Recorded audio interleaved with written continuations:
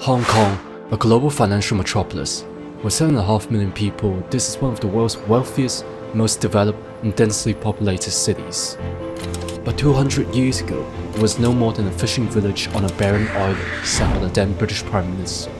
Little did they know Hong Kong evolved into a world city where the East and the West meet. This is a remarkable story of Hong Kong, its meteoric rise and its dramatic fall. But first we have to go back in time when everything begins with this plant called opium. Since the 18th century, the British Empire has been trading with Imperial China for tea, silk and porcelain. But they ran out of silver to pay for these goods, so they came up with a nasty solution. They began smuggling large amounts of Indian opium to China. Faced with a drug crisis, Qing Empire decided to ban all opium trade. The British Parliament were enraged and soon after voted for the Opium War. The well-renowned British Navy was dispatched and they inflicted a series of decisive defeats in China. The Qing dynasty was then forced to cede this land to the British for 99 years. So it was when the British Expedition Force landed here in 1841, Hong Kong became a borrowed land on borrowed time. Here, the British would completely reshape Hong Kong. From a barren rock, Hong Kong has been miraculously transformed into one of the greatest seaports in the world. The hub of the Orient is strategically situated at the junction of international trade routes. Ships from all parts of the world sail in and out of this harbor, where the itinerant peoples of two hemispheres vie with each other commercially and socially, in settings that are Chinese by tradition and British by possession. But as Hong Kong developed into a bustling, prosperous city, China was descending into chaos. The bloodiest civil war in human history broke out. The Qing dynasty was overthrown. Imperial Japan launched a full-scale invasion during World War II, followed by the Chinese Civil War, which brought the Communist Party to power. But Mao's disastrous rule would lead to the deadliest famine and political purges in history. China was completely devastated.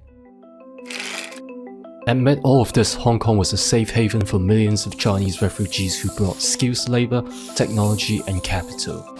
She quickly industrialized into a major economic powerhouse and becomes China's most critical link to the rest of the world for import goods, foreign investment and currency exchange. As a gateway between the East and the West, Hong Kong would evolve into one of the world's financial capital, the Pearl of the East. By 1993, Hong Kong, a city of only 7 million people, has almost a quarter of China's entire GDP. Inside this huge cultural melting pot, people here also develop a unique identity. They drink British tea for breakfast while their kids go through a British-style education. Everyone here lives under English common law. Instead of Chinese Mandarin, people here speak Cantonese. Chaos and crackdown descend upon China while freedom and liberty thrive in Hong Kong. Over time, Hong Kong ended up being a completely different society from China in every imaginable ways, from cuisine, music, movie, to politics.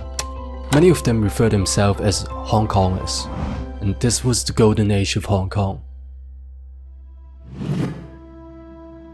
But everything is about to change as the British lease of Hong Kong will soon end in 1997. No one knows what will happen to here. So China and Great Britain begin a series of secret negotiations behind closed doors, while the people of Hong Kong were kept in the dark.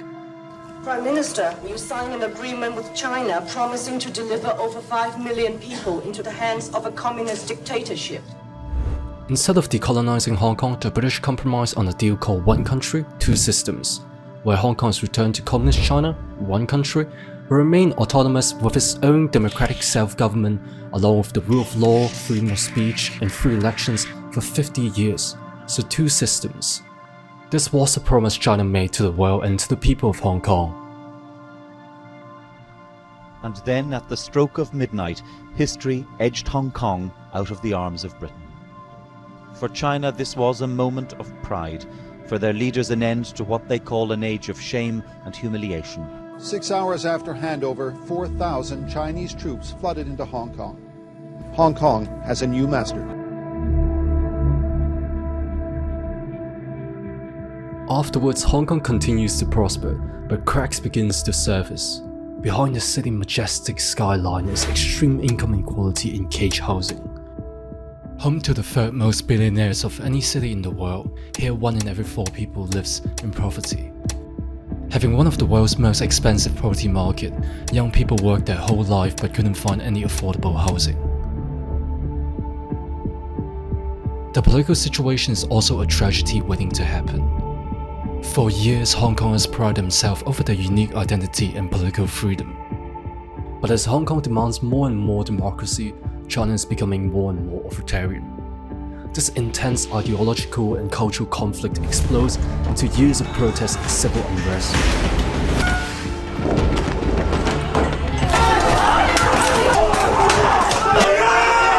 Finally, China betrayed the people of Hong Kong and imposed the national security law, effectively ending one country, two systems.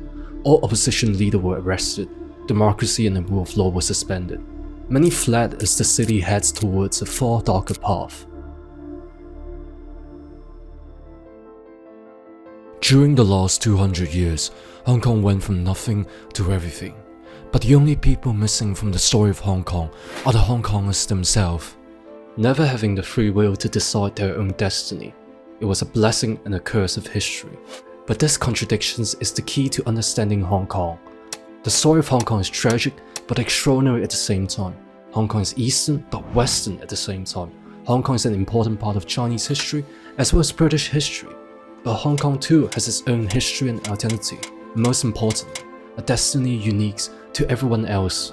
Hidden inside Hong Kong is a historic legacy shared by everyone in the city. Rich and poor, Hong Kongese and Chinese, locals and foreigners alike. They are the living definitions of Hong Kong, and they are the ones who decide the future of this city.